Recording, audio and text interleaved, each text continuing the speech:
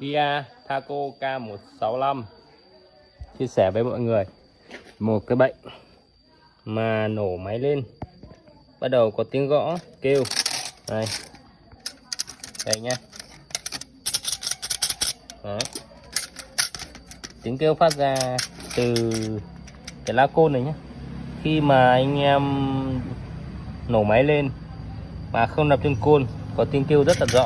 Đấy, đây là cái óc lá côn này nó đã bị hỏng, lò xo nó rung nên tạo ra tiếng kêu. Khi đạp côn vào thì nó lại hết kêu nhé.